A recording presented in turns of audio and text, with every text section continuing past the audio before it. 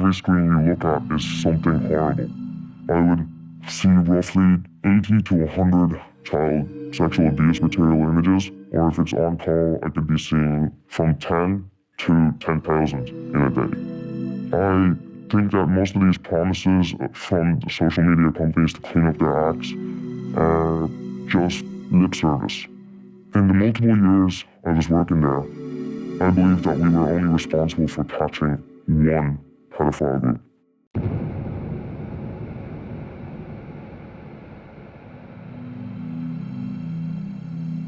I was a contractor working for WhatsApp through Accenture. I was not directly employed by Meta. I was always paid by that contractor company. My job role was to look at images and to discern whether that is child porn or a non-offending image.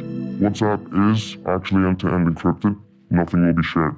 Unless one person in that party reports that message, I would get a ticket explaining what has been reported, and then I would have to look at the ticket and I would have to press one of three buttons to decide how bad it is from a scale of non-offending to really, really bad. I would just press the button on my keyboard that says it's a red image, and then after that I would never hear a thing again about that. It only took me about 2 months to realize there are systematic failings in the company when it comes to how we action child sexual abuse materials. Whenever we make decisions, a staffer from Meta would give us feedback, and then that would go through this chain of command where client gives the feedback to the QA, and then the QA regurgitates it onto the agents. I would never hear what they had done. I'd never hear if they'd even taken an action. There were many times where I would have seen content that I would have believed is offending. I saw a picture of a boy in Africa in a tire, and he was naked, in distress, crying his eyes out, like some sort of public humiliation ritual. I can clearly see the people around him kind of mocking him and jeering. For me, this is child abuse of some sort. It might not be child sexual abuse, but I can clearly see a child in distress. And when I tried flagging it, they just told me the client said that it's just a green CEI image, meaning that we only delete and we do not report it to the National Center for Missing and Exploited Children. Just because it wasn't sexual abuse, it was just physical. That child is in distress. You know, I can see it on his face. He's bawling his eyes out. And I'm just meant to just move on and pretend like nothing has changed and that I've done a good job. I'm meant to pretend that I actually did what was in my power to help him. And I clearly know for a fact I didn't. Sometimes the background checks on contractors for Accenture clearly must have missed something. When I was working in the child sexual abuse materials team, a German national had joined, and he had sat looking at the worst content. He was known for going into the X-ray queue, which is the worst queue of all. You're going to probably see 90% child sexual abuse materials in X-ray. Everyone hated doing X-ray. This man, he was a beast at X-ray. He could spend 9 hours sitting on that queue from start to finish in a little cubicle drinking cans of Coke. He would always sit in the room alone. We had no idea about his background until when suddenly we were told by management, don't speak about this guy anymore. For 9 months he had worked in this child sexual abuse team with us, and nobody had known that he was a pedophile at all. Police had figured out his location and extradited him from Dublin to the UK to face the courts for these charges. The one thing I noticed was a glaring omission in the news. It mentioned that he was a social media content moderator. It mentioned that he worked for Accenture.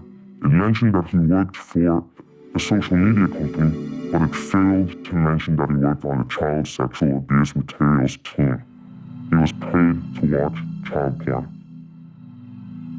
A lot of the times we would get tickets from regions in India, Russia, or Arabic-speaking countries, and we wouldn't have the manpower or anyone that had native translation skills. So often we would have to rely on Facebook's translator tool. And Facebook Translate is not exactly a reliable thing. So say if the translator is not working, a lot of the times we would have had just to let it slide. If someone is banned, I'd also be the one checking it to see what ban reasons they violated, and then deciding whether they can come back to our platform.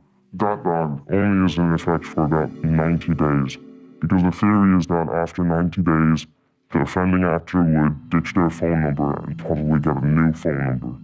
If the user returns and emails us and says, "Here, I want to reopen my account," I keep the account closed. But say if the user, they themselves, did the registration process, they can theoretically sign up to WhatsApp just again as if they were a fresh user after those 90 days and come back and reoffend. I have to treat them as a new user, even if I can see in the registration notes it's the same device, same SSL fingerprint, same IP. Meta told us don't treat them like they're a reoffender coming back, treat them as a new user. Even if morally every fiber of my being is saying, fuck that guy, he shouldn't be on our platform at all.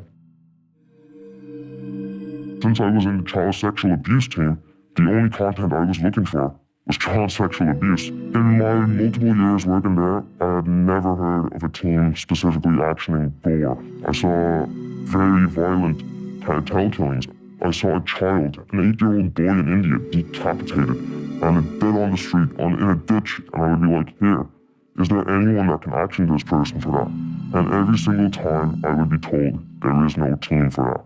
That's a child, and we're the child sexual abuse team, so therefore, like, what the fuck are we doing? We can look at a decapitated body and be like, you know, it's not child porn. Nobody's fucking the dead body, so therefore it's okay, so. Like,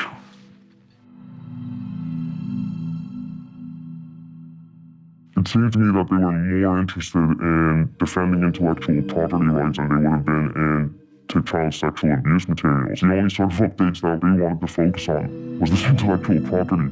And they're teaching us, like, oh man, you gotta beware of, like, fake Disney brands or, like, Nike counterfeiters. And I'm like, you guys have completely ignored the child sexual abuse material problem that you have.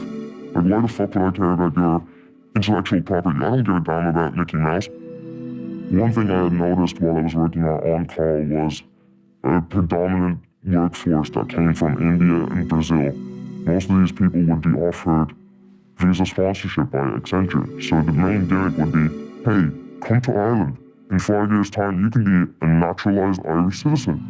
And one thing I had noticed is a lot of them were being pushed into on-call. They would be exposed to way more traumatic things in a way shorter, dense time because they don't know that this level of exposure is not normal at all.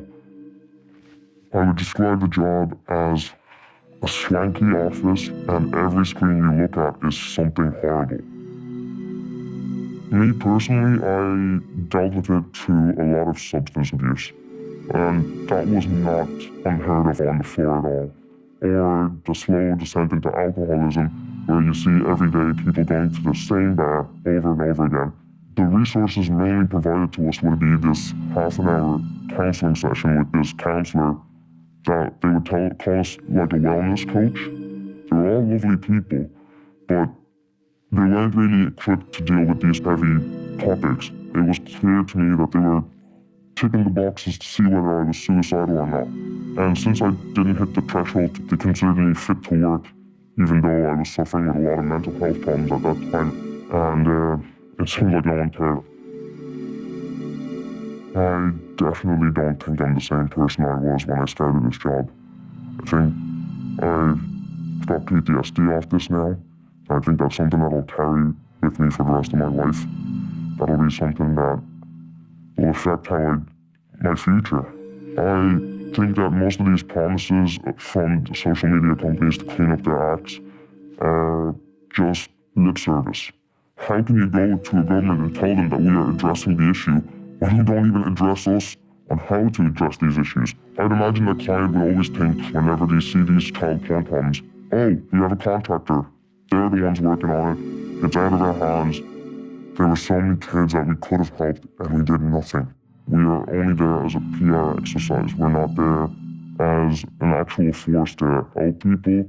We're just there just so the facade of content being moderated actually happens.